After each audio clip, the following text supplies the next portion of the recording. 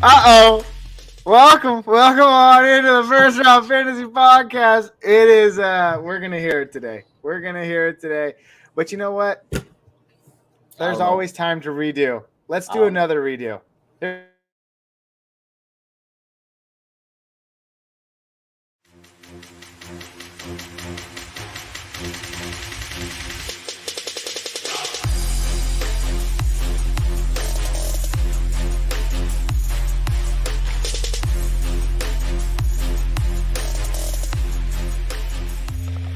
Oh, snap.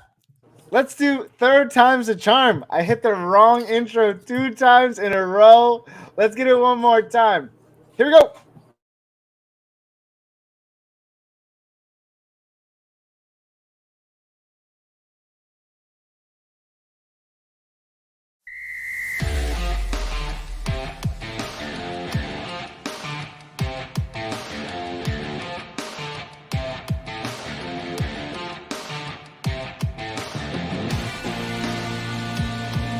There we go. Welcome on into the First Round Fantasy Podcast. You're home for second round advice. We're going to go ahead and edit that out. And if you didn't see it, that means our head honcho Jacob was able to cut it out. But if you did, welcome on in to the First Round Fantasy Podcast. It's Gabriel Maramontes with Justin Moore Sauce. How we doing today, Justin?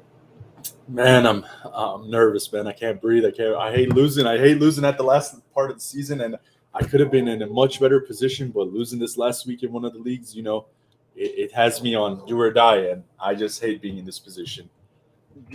Justin, I'm right there with you, man. We're in the same hot seat that is the final push for fantasy football playoffs. Matter of fact, we spend most of our time talking about this league in particular, our beer drinker leagues. I'm in 7th place. You're on the inside looking out, man. You're good. If I lose this week, you're golden. However, if I win and I think you lose, then it creates a world of drama. Which kind of shows the strength of our league, right? Only the top 2 seeds right now are locked. So seeds 3 through 7 are up for grabs. It's going to be a wild week. And we're kind of here to navigate you through. Talk a really important, who would have thought, right? A really important waiver wire this week. There are a lot of teams on bye. I know the Eagles are one for sure. Justin, look that up for me. Who are the other teams on bye? I just know that the Eagles are because I have a couple of Eagles players that I wanted to start this week, and I'm not going to be able to. So I find myself in a pinch. Yeah, I was really looking forward to start Jalen Hurts again because I was hurting in one of the leagues, and then they were on the bye, and I was like, Week 14 bye? This seems late, dude. But we got big teams. You're going to be missing JT and Pittman and maybe Wentz with the Colts. Gaskin, you got a bench with the Dolphins. The Patriots, I don't know who you're really starting, but I want to watch him play as an NFL team. Maybe Damian Harris, sadly, you'll miss. Man, that Thursday night game, dude, was crazy. 3 pass attempts? How does that happen? At some point, I'm never going to be an NFL coach. I'm only ever going to love fantasy. I do love the NFL. But, as a head coach, how do you not just be like, I guess we just have to blitz them every single play? They ran 32 consecutive run plays before they threw another pass. That's absurd to me. How do you let that happen as a defense? I just don't understand it. But Damian Harris and Stevenson were certainly the beneficiaries of that. Something to keep an eye on, though. Damian Harris did fall down with an injury, and he was pretty much out after that. Ramondre Stevenson came in with 24 carries for 78 yards. So we'll have to keep an eye on that, but they are on the bye.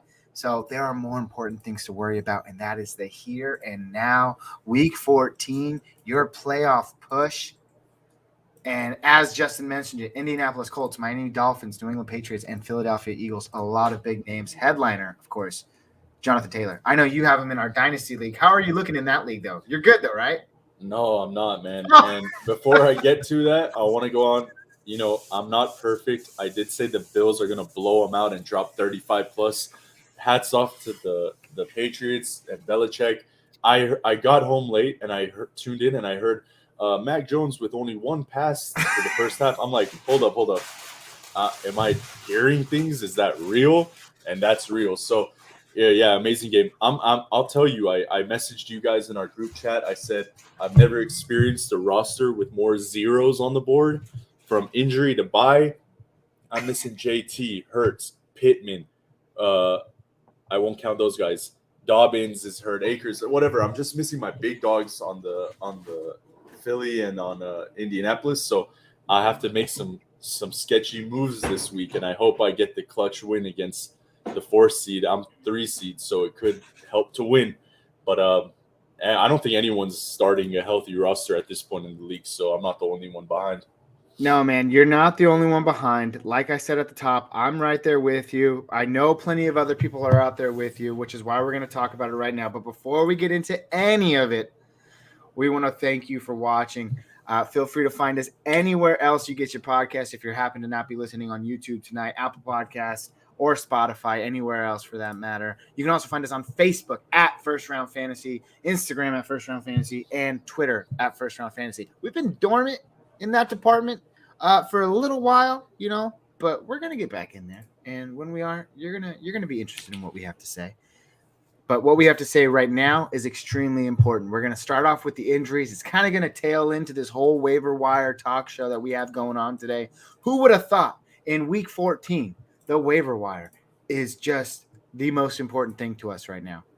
And let's get right into it. We're gonna start with the not so important, but also kind of sad. My fellow Las Vegas Raider, Kenyon Drake, broken ankle, out for the season. That fantasy implications of Kenyon Drake never really panned out. He's 28 now. He'll probably be 29 by the start of next season. I don't know that exact number, but maybe 29, maybe almost 29 anyways. So it looks like his fantasy days are kind of nearing an end here. So, never sad started, to say. Unfortunately, but yeah, never started. Had a couple of relevant games, but you were never really that smart to probably pick out which one and start them on that day. I hate to say it, but it's kind of a fantasy blessing in disguise. Let Josh Jacobs just be the full halfback that we wanted him to be coming out of college. I hate these split backfields with garbage running backs. No offense, Drake, but it's like Josh Jacobs had a great game fantasy-wise. He got 9 catches, dude. I mean, I'm not expecting 9 every week, but if you were holding JJ, the whole season and you're like not happy to start him, this bolsters his potential. So, I mean, he could be a late season winner for you after this injury.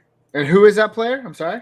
Josh Jacobs. Oh, Josh Jacobs, yeah. Well, you also have to mention Jalen Reagor. He was on IR for a couple of weeks. He's back now, so there could be a potential to him to see some of that work. They've never been known to give Jacobs the passing down work. However, Raiders are kind of pushing for a playoff spot. However, that really hangs in the limb of next week's game against Kansas City in Kansas City. So we'll kind of have to see what happens there. But hey, y'all beat them once this year, right? We did not beat them once this year, but we have beaten them in Kansas City before, and it's happened in the last 3 or 4 years, so we can do it again, all right? Carr is our champion. I see some other names here. I want to skip them because I think there's a bigger conversation to be had, but let's touch on these other guys. Logan Thomas, it was thought to be known that he had a torn ACL. Looks like that's not the case. He actually just has a really bad injury. But who knows what the implications are of that. We don't know how much time he's going to miss. Right now, if you're feeling the buys, you're probably going to drop him. Ricky Seals-Jones and John Bates are guys to keep in mind there. Tyrod Taylor wrist, which means hello Davis Mills. I don't know who's starting Davis Mills, maybe in a Super 2 Cubics league, but it obviously hurts the Houston Texans, guys like Brandon Cooks, guys like Nico Collins, and the running back position. So that team got a little scary. Mike Glennon is looking like he's going to clear concussion protocol. I know Jacob had it here in the notes, but it looks like he will start. I don't want to quote anything just yet, but looks like his trajectory is pointing upward. So he'll be the starter for the Giants this weekend. Corey Davis, New York Jets, out for the rest of the season, and I will stop right there. Justin, what do you have to say? Mike Glennon, no one cares about. The whole Giants team, no one cares about. I was trying to be coy to our few Giants listeners. I wanted to be happy and want to talk about the Giants, but they just nothing.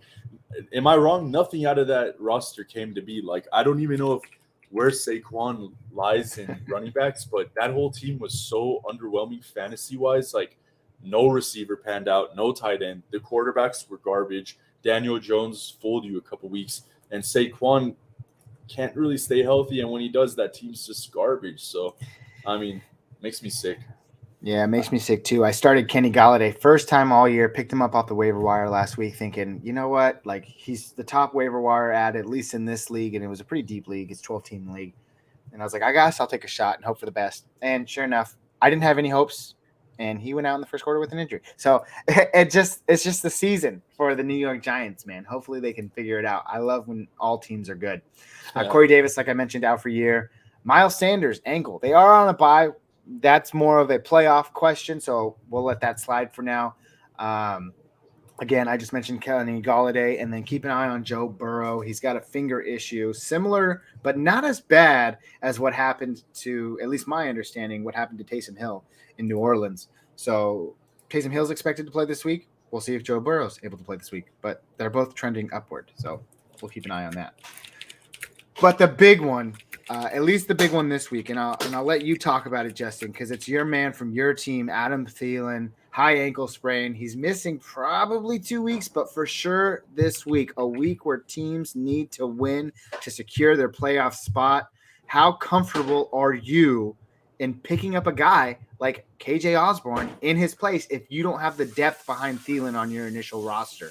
Are you going for a guy like KJ Osborne? So let's just open the floodgates here for all these other waiver wire wide receivers that we currently have. KJ Osborne, Russell Gage, who I don't know why he's necessarily on here because he's eaten up in most leagues, so he'd probably be the top one. But even again, I don't really like him. But we'll throw him in this conversation. KJ Osborne, Russell Gage, Devontae Parker, Valdez-Scantling. What are your thoughts as you enter Week 14? You need a win. I believe the Minnesota Vikings are playing against the Pittsburgh Steelers this week at home. The Pittsburgh Steelers defense is not what it has been in years past. Initial thoughts, man. First, how you feeling about Adam Thielen? What's your plan B? It's hard. Thielen is the man. He has great games. He has so-so games, but you're not going to find better than him, definitely on the waiver wire at this point. So when he went down, we saw KJ step up, so I don't see why that's not going to continue. We're not going to continue throwing to the tight end anymore because Conklin already gets a lot of targets. JJ, on the other hand, got force-fed, so that's like a huge plus for him. And I think Osborne slides in as a good wide receiver 2 for the team and definitely flex-worthy moving forward. So if you were in the sorry position of having to flex Corey Davis and he's out now, I'd rather have Osborne anyhow. So he's definitely a confidence flex for me. That's where I'm at. Yeah, man. I completely understand. I think he's relevant. Again, they're playing Thursday night. So I don't know about you, but we talked about this a few weeks ago, how I absolutely did myself in on the Thanksgiving week just a couple of weeks ago, made some horrible decisions. That's partly the reason why I find myself in the situation I'm in right now in our main league. On the outside looking in, if I don't make that move, I think I'm actually in the playoffs and I'm sitting pretty, but it's just the way it's been dealt with me. Thursday games the last few weeks, they've been a little slow. Does that give you any concerns? I mean, sure, the Pittsburgh defense isn't as good as it's been in the years past, but division games, man, they're either really, really good or they're really, really good, but not for fantasy. And by what I mean by that is these defenses tend to step up. They tend to slow the game down. They tend to become these grudge matches. We saw it with New England and Buffalo. Granted, there was a huge thunderstorm in their way or a winter wonderland storm. But you get what I'm saying, right?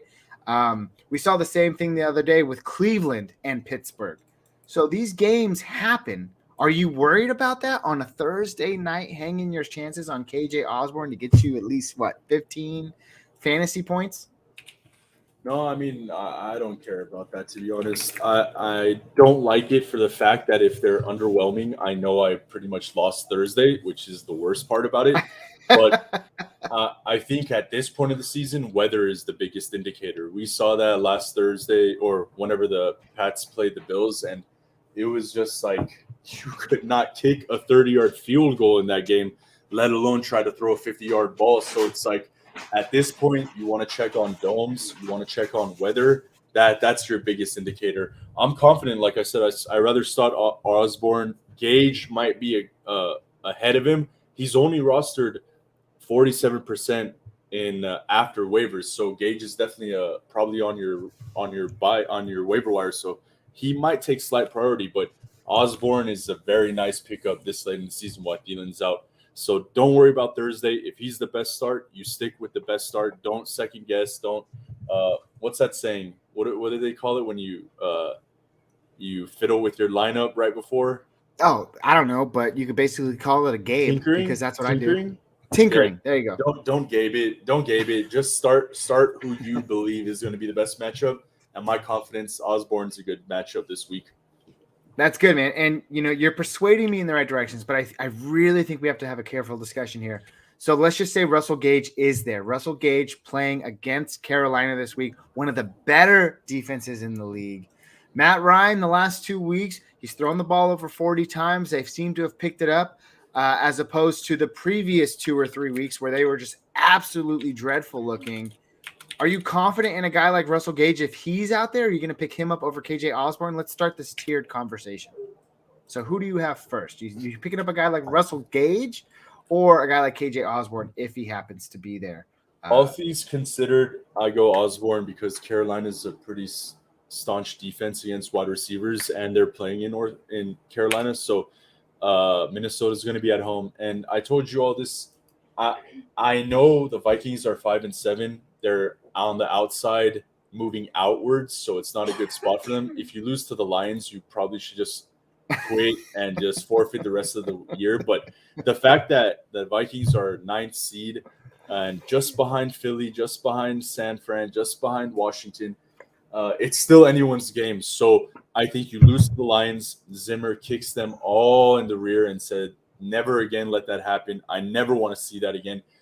We're going to blow out. We, the Vikings, are going to blow out the Steelers. Osborne's going to get a lot of nice catches. So that's where I'm coming from. You don't lose from the Lions and come out with a dud if you're Mike Zimmer. Yeah, they have one of the most, when it's on, they have one of the most electrifying offenses in the NFL. Kind of a non-relevant fantasy question, Justin, because you are the Vikings fan. Mike Zimmer, been there a few years now. They've gotten to an NFC championship before. They've regressed every single year. This is a question that I personally found interesting. I was listening to CBS Sports Radio on my drive home from work today, so I just thought it was interesting. Do you think Mike Zimmer's on the hot seat, and do you think he gets released this year, or do you think he gets fired this year? I mean, because he's not a player. He's a Mike Zimmer will never get fired, first of all. I'll tell you why. No, I'll tell you why. He is on the hot seat. He's been on the hot seat, and I think maybe Belichick's the only coach that can be on the hot seat longer, if that would make sense. It would never be public.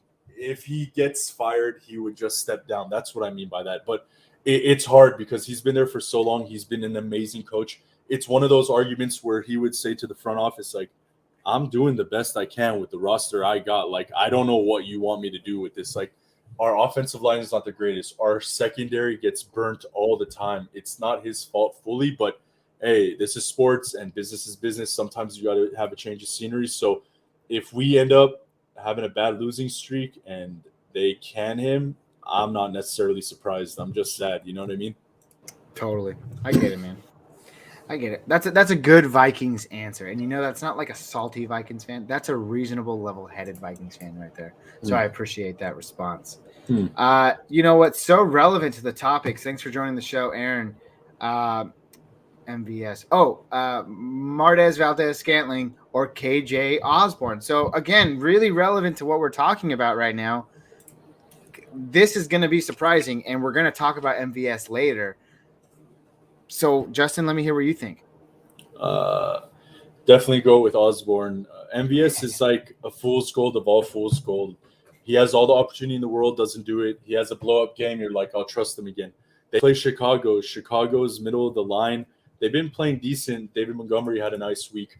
I can't imagine this game being like a crazy 45-35 type game.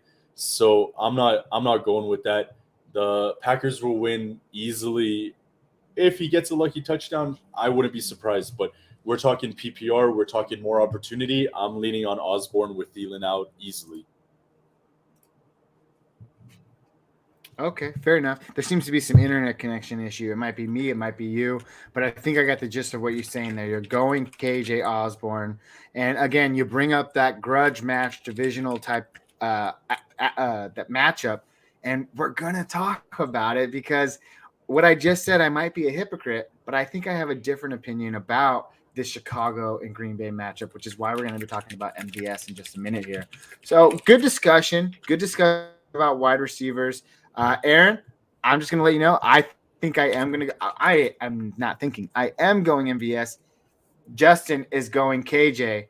Do what you will with that, and thanks for listening, man. We appreciate you.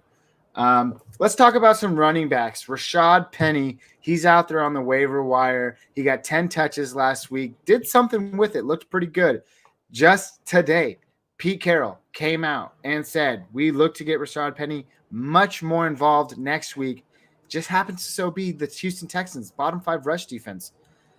I think it gets a little scary when Alex Collins comes back into the picture. But right now it's Rashaad Penny, maybe Alex Collins, and they also have DJ Dallas out there, I think.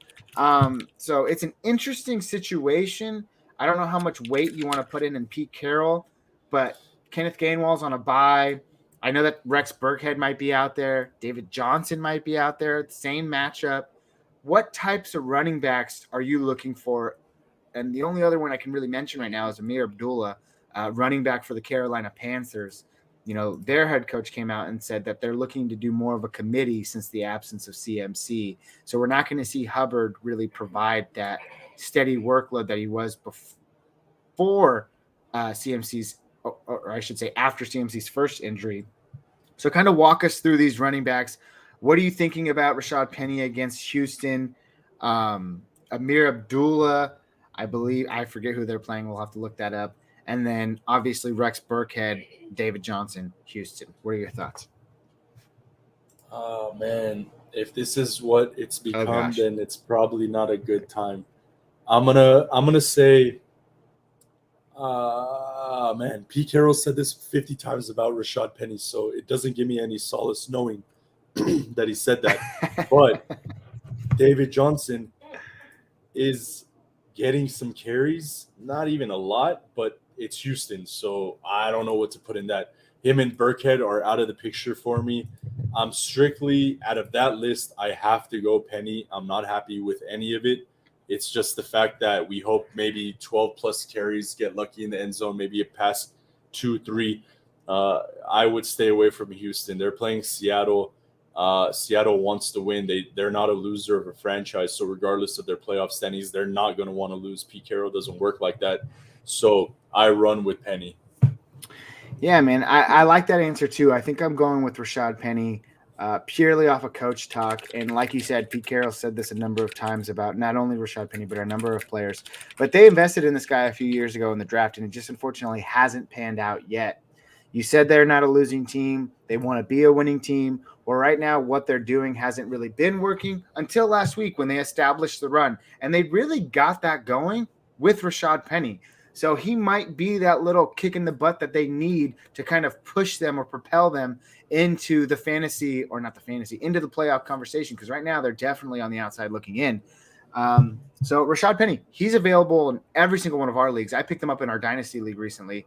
So I know he's out there in other leagues as of right now. Justin, let's play a game. And again, this is not our league, so you don't have to worry about me getting advice from you or anything like that. I hope you wouldn't steer our listeners in the wrong way. Never. But I am also on the verge of picking up a running back like Jermichael Hasty. That situation seems to be a little bit more unclear out there in San Francisco. Mitchell, great running back. He's in the concussion protocol. There's a likelihood that he may not play this week. Jeff Wilson Jr. had a knee flare-up from his previous rebuilt, constructed knee. That might be an issue, although he did get in a limited day today at practice. So if he plays, then we should be good. Trey Sermon's currently on the IR. So there's a situation, although it may be bleak, that Jermichael Hasty finds himself as the lead back for San Francisco this week. I have to believe that he is your number one pickup if that is to happen, right? But the only thing is we're not going to know that much information until probably Saturday night before games hit. If all those guys sit out, then yeah, he's the pickup. Who else is going to be there? I think without Mitchell due to concussion, it's just going to be straight up committee. And don't be surprised if Juszczyk gets all the nice goal line touches if that happens. So that's kind of how they've been running it, to be honest. It's a weird situation, but it's a Shanahan situation. I steer clear because there might be a little bit better options. Hopefully you have some stashes, but I guess Hasty would be the play if Mitchell's out and Wilson's banged up. What else are you going to do? Yeah, fair enough, man. So there you have it. JaMychal Hasty, if everyone else is out. Rashaad Penny, stay away from Rex Burkhead, David Johnson. I like that comment, Justin. And that's pretty much it. We also forgot to mention, let's tail back here to the wide receivers, Devontae Parker. He finds himself back in the mix over there in Miami. What do you have to say about it? They go up against the New York Jets, who, although bad really everywhere else, they seem to hold their own against wide receivers. Kind of middle of the road, actually. But are you trusting someone like Devontae Parker on his way back? Does he make it to the top of your wide receiver tier list over guys like KJ Osborne, Russell Gage? What are you thinking? I personally, you can spend a little bit of time on this in our leagues. I know that we play in a lot together. He is nowhere to be found on the waiver wire, which is why I didn't really mention him. But apparently in some leagues, he is. So what are your thoughts? First off, he's on a bye. Second off. Is he? Oh, my gosh, he's on a bye. Then we don't care. I would consider it's good for a stash, though, to be honest, because Waddle is banged up a little bit. No, I don't know his situation on whether or not he's coming back quick. But if not, it's definitely worth looking into. He may have he had a leg injury. I don't think it was anything too serious, but worth a stash. I would still pick up Osborne over him. I would still pick up Gage over him, but he's on a bye, so it's nothing to worry about this week. Yeah, I'm very happy that you mentioned he was on a bye. Listeners can assume that I am stupid and continue to listen carefully to everything that I say. As far as Waddle's concerned, it was reported that he was just dealing with some minor cramping, so he should be fine and expected to go. But again, those are buys. We'll care about that next week when we've all made it to playoffs safe and soundly. Before we move on to the dark horses and fool's gold, there's a big issue that I need to talk about. And that's, let's hear it, man. That's the dumpster fire that Urban Meyer is in Jacksonville. I love Trevor Lawrence's value. I think everyone's writing Mac Jones, but that's just a product of the situation. I still think Lawrence is a good quarterback, but a really unfortunate situation. Moving on to the running back situation, if anyone is a James Robinson holder, we saw what happened. Are you aware of what happened to James Robinson? No. And why has he not made it onto our injury updates? Or was it an injury? Not an injury. The dude fumbled, I believe, and got benched, and Hyde out-touched him. It was a big catastrophe because that's kind of like one of the most ridiculous things I've ever seen. Not to mention that Hyde fumbled as well, but basically got benched. Nothing happened off of that. And they both ended up with awful fantasy days. They come out, and I heard some displeasure. Lawrence came out and said, I need my boy J-Rob back in the lineup. He's the best player we have, and I want him out there.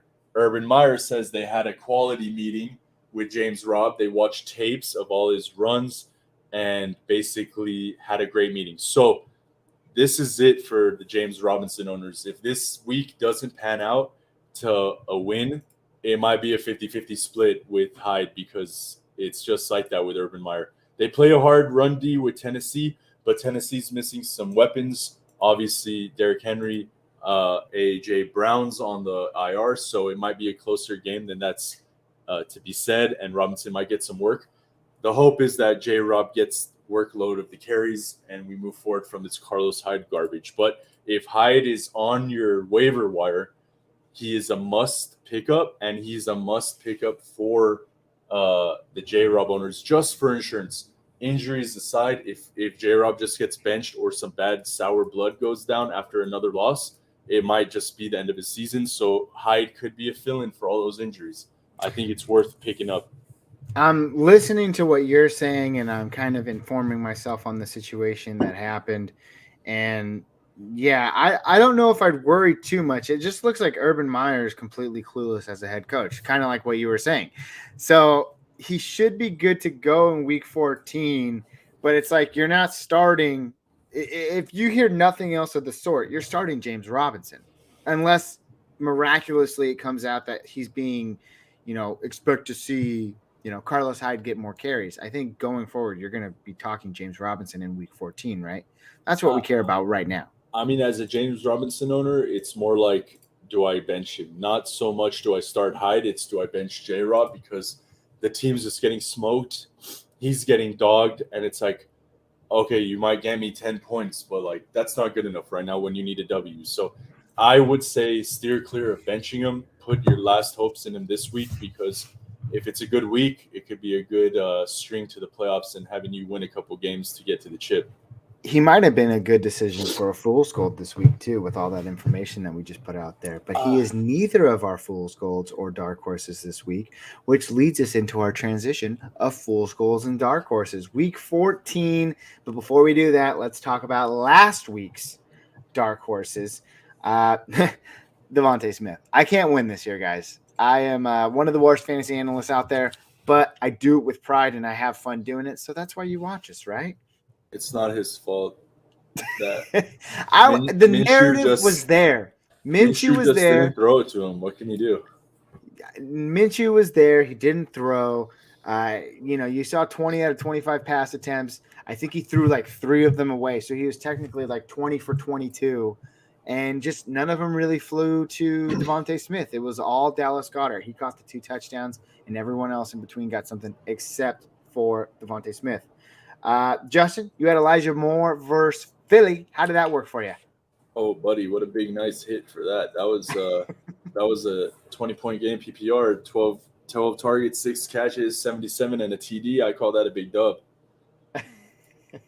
He's really good. Like at the beginning of the year, I think you got away with one there, but yes, he was a strong candidate, and he had a good game. He didn't. So I hope. What's up?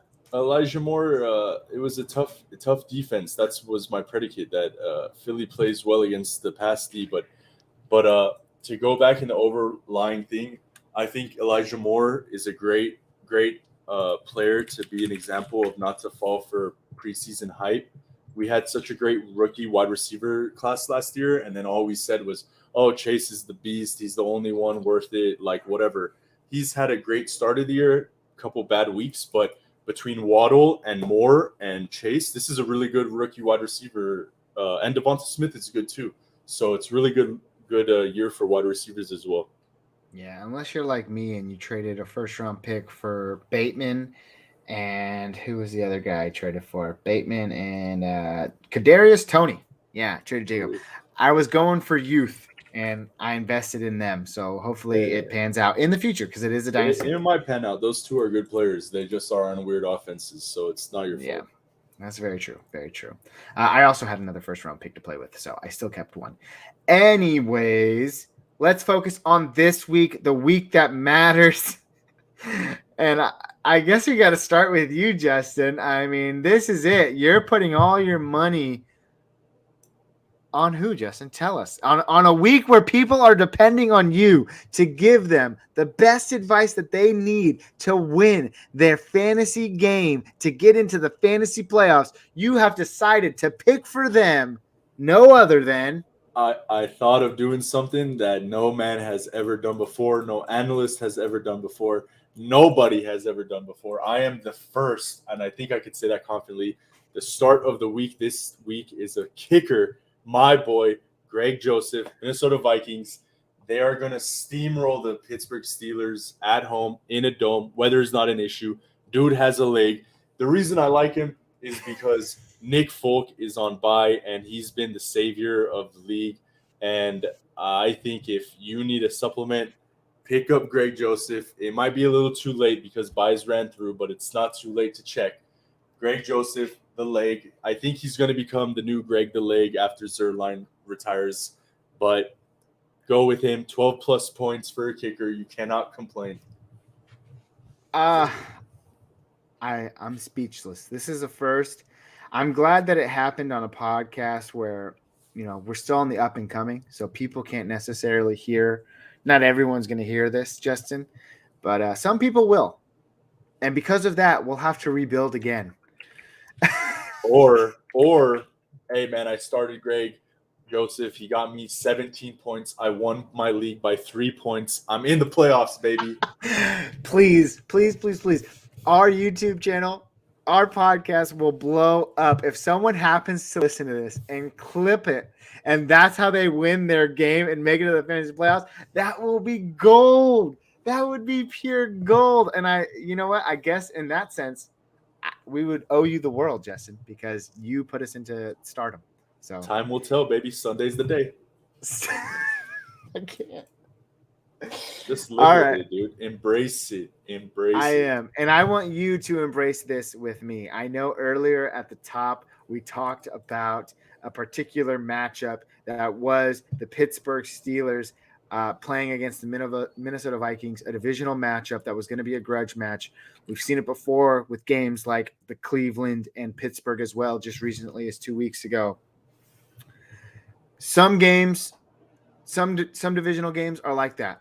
Some are not. I think this is one of those games that is not going to be, and this is where we find my dark horse this week, and that is Marquez Valdes-Scantling, wide receiver for the Green Bay Packers.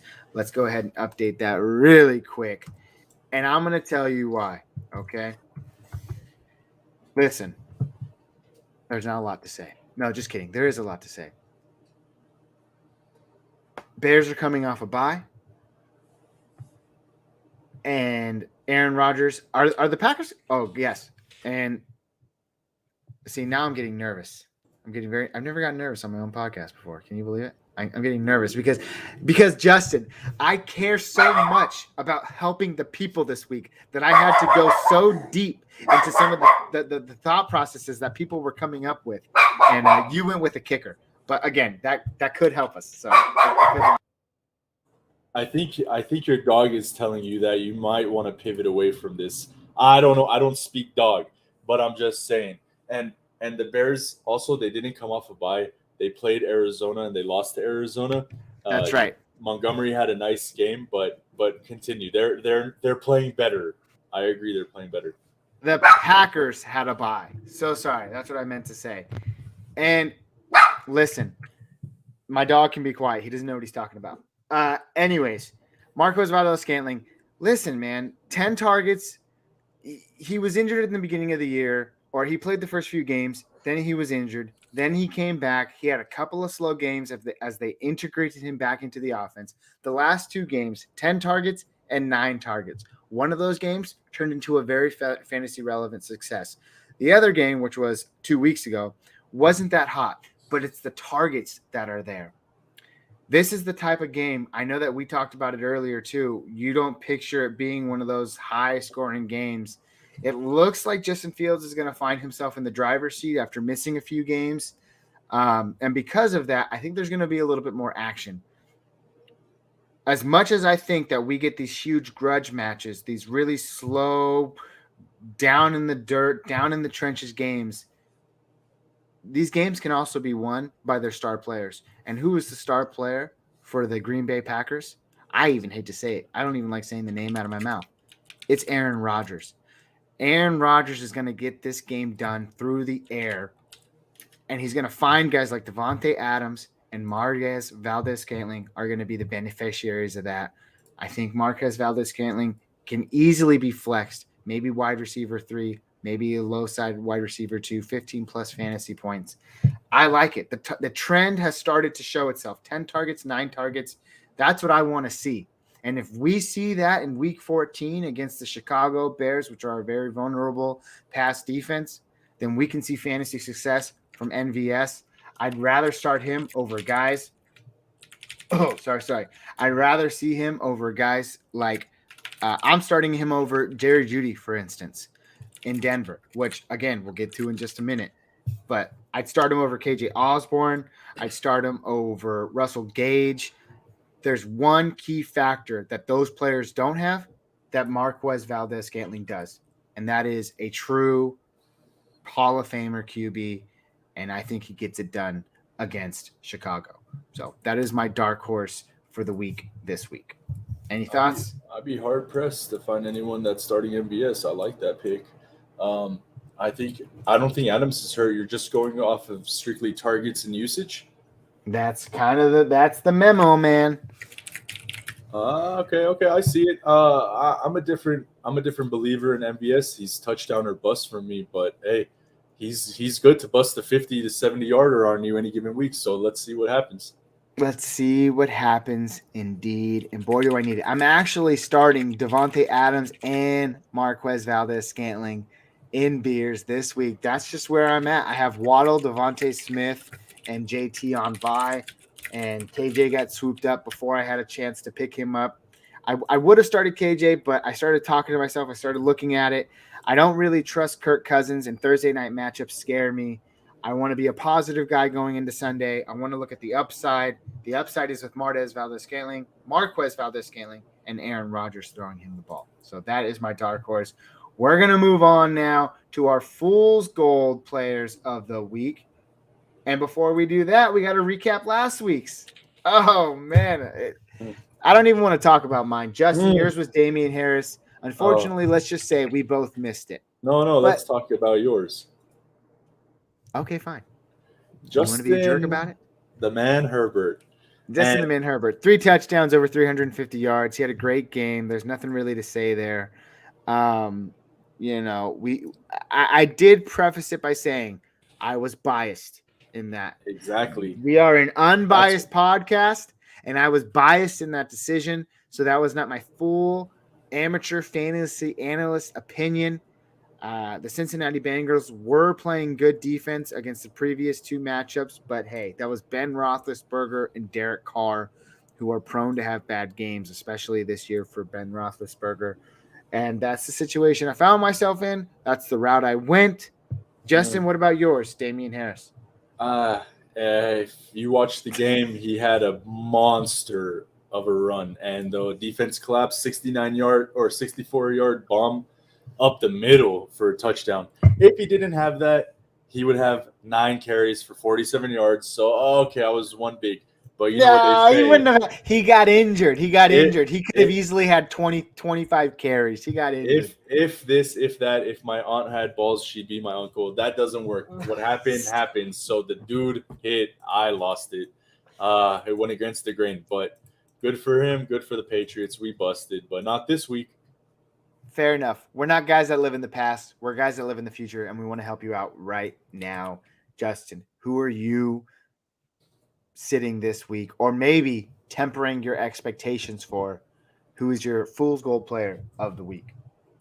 The Mr. Man who's been on fire the last 2 weeks, T. Higgins. Cincinnati Bengals, T. Higgins. You're going to sit there, you're going to be like, bro, I've been holding him all year. Why am I going to finally sit him or temper my expectations? Unfortunately, they play probably the team nobody wants to face right now, and that's the Niners. And the Niners have been scheming really well. I think teams have been pivoting towards the Jamar Chase coverage. And if you follow the news, they've been talking about it. They asked him, they said, hey, Chase, how did you get around this type of defense in college? Because this isn't the first time you've been doubled. You've been taken over the top and couldn't blow by. He's like, well, we worked around it. We had me moving around a lot. I love moving around. So Jamar Chase blows up. All of a sudden, he gets doubled, tripled left and right. Higgins gets his action. So moving with the progress of the season, Higgins has all eyes on him. So I understand it from an NFL point of view. You draft Chase, and now you have 3 good receivers, and it's kind of like pick your poison. But from a fantasy perspective, it's very difficult because, as we thought, no such team can withstand 3 wide receivers. 2 is hard enough. So Boyd's doing a little to middle, Chase's blow up or little, and Higgins is on fire lately. So I'm thinking the Niners pivot towards, hey, we don't care about the long ball. We're nitty gritty team. We have time of possession. We don't think that's going to happen. Let's stop Higgins, the PPR, the more receptions type of guy. And I think that's where they're going to be looking. So I stay away from him. I'm not thinking he's going to give me 30. It's against the Niners. It's just not happening this week in my eyes.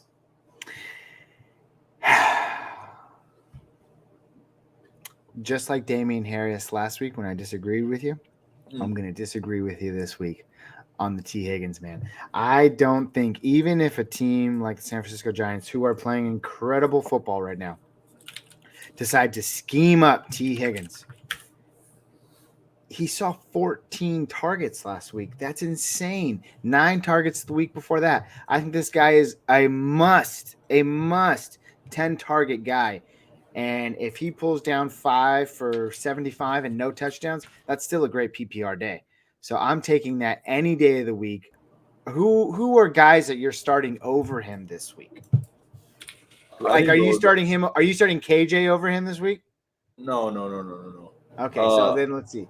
But for example, to counter your point, look at Metcalf had 8 targets, 5 catches, 60 yards against the Niners. I know they lost. Lockett had a nice catch, but 8 targets, 7 for 68. They don't like the Niners have been playing to their strength. You know what I mean? So no wide receiver has been blowing up against them. That's my point. So I see it. It's going to be hard to justify a bench. But besides Justin Jefferson, I mean, no one's done much lately against them, you know? It's And, very you know, fair. JJ's just built different. What can I say? Dude's a goat. But no, Yeah. even he got shut down. What I forgot. It was the week before that he blew up. The Niners held him to 9 targets, 4 catches, 83 yards. For a tier 1 receiver, borderline like T. Higgins, I would put in tier 2 at this point. The Niners do their work. They like to stop the big guys, and you're gonna pick T or Chase. I say they go the T route. Hence, Chase is gonna have a good game. That's my logic. You can't stop it all, unfortunately. Or they're so good that Tyler Boyd is the one that ends up having the good game. And we're all sitting here thinking, well, damn, that sucked. Because who's starting Tyler Boyd? Everyone's starting T. Higgins and Jamar Chase. Shout out But to it's Jacob. good insight. It's good insight. Let's play a game here, though. Where are you calling him? What is his fantasy production so we can book this down? Because I need to know what his bottom of the line absolute. This is a guy that you're going to sit because he's going to score you this much. He's going to score no more than 13 points. All right, yeah, let's book it down, baby. All right, you take the over. I'm taking the over 13 plus fantasy points. You're taking the under 13 fantasy points. Right, I love to see it. Great. That was T. Higgins, Fool's Gold Player of the Week. I've been getting a little choppy here in the notes, which is why I'm going to put this in right now. So let's go ahead and talk about our dark horse or our other sleeper of the week. And this is mine, by the way. But Justin, hey, no disrespect. This is our T. Fool's Higgins. Gold. This is Fool's Gold. I'm gonna set the timestamp. This is why we need Jacob here. Have you seen the catastrophe that's happened today? I'm talking about my sleeper pick, my Fool's Gold pick this week. Justin just gave you his. I'm giving you mine, and it's. I guess I can't even say his name without saying this first. I have been one of this guy's biggest supporters all year long. I was his biggest supporter. I was his champion before the season. I was calling for the breakout. Everything was lining up until the season started and until the injuries happened and until he came back, and his quarterbacks have been absolutely awful in providing fantasy wide receivers production. And that is Jerry Jeudy, wide receiver for the Denver Broncos. I see him right now on certain fantasy rosters. He should not be on certain fantasy rosters. He should definitely not be in most fantasy lineups. Not because he's not talented, not because he can't get it done with his own, unique getting open, creating space when he has the ball in his hands. The problem is the ball's not getting in his hands because Teddy Bridgewater and Drew Lock combined have not been able to provide fantasy production to their wide receivers. Justin and I booked it down a few weeks ago when Jerry Jeudy came back. Jerry Jeudy or Sutton rest of the season. Well, it's been Jerry Jeudy. He's now the unquestioned number 1 there, but neither can get it done for fantasy, and it has not been working out well. Jeudy had a little bit of love last week, 9 fantasy points. That was his highest yielding performance since he's been back, and it just has not been good. I'm not relying on that on a player who's going to give me that type of production. Even going against Detroit, I think against Detroit, they're going to look to run the ball. They're going to get Javonte Williams more work. They're going to get Melvin Gordon back into the mix. This is going to be a ground and pound game, as it always is for the Denver Broncos. And I think that's how they get out of there with a win. And it doesn't fall at the hands of Jerry Jeudy or any of the wide receiving core for the Denver Broncos. To put it in perspective, I'm starting guys like Michael Gallup over him, Darnell Mooney, who I think has continuously been starting over him. Darnell Mooney's been great. KJ Osborne, just off the waiver wire. I'm going to be starting KJ over him if I have him. And, of course, my dark horse of the week, MVS. Those are all guys I would rather start over Jerry Jeudy this week. And I hope you stay away too, because there hasn't really been any form of consistency there, and I don't think it starts against a weak Detroit Lions team. I think they figure out other ways to get this game done, and I don't want to put my faith in a great fantasy flex day, not even in Jerry Jeudy's hands, in the hands of Teddy Bridgewater, because I don't think he gets it done. What do you think, Justin? If you're starting Jerry Jeudy, you must be a Broncos fan, so I would definitely stay away. I lost that bucket down. Jeudy hasn't been good, but Sutton, no one's been good. No one's been good. Just Javonte, really. That dude is a crazy beast, so I'm happy to see that at least. So, yep, I agree with you. All right, man. Well, call it taking the easy road out, and don't let Johnny see this because he's currently starting Jerry Jeudy, and I'm playing him this week, and I need to win. Good job, So, Johnny. with that being said, that's it, man. Those are our Week 14 dark horses and sleepers. We appreciate you listening. Justin, you got anything else to add before we get out of here today, before I do some plugs? Never fear, the kicker Greg Joseph is here. Let's do it right. Hold on. Okay, save that again. This has just been a shit show of a podcast today, and I'm the one to blame. It's been a horrible job handling the fucking handling the wheel. Bleep us out. Anyways, what I was gonna say is thank you so much for listening. Feel free to like and subscribe. You are almost guaranteed to possibly win your fantasy matchup this week. Also, find us on Facebook, Instagram, or Twitter at First Round Fantasy. Thanks for liking and subscribing on YouTube. You can also find us on Spotify or Apple Podcasts or anywhere else you get your podcast for that matter. And with that being said, Justin, take us out. What's your quote? Alvin Kamara will running back one against the Jets. Back in action, baby. I like the other one better. Let's do the other one. The Greg is rhymed. And go. Never fear, the best kicker in the world, Greg Joseph, is here. Let's do it.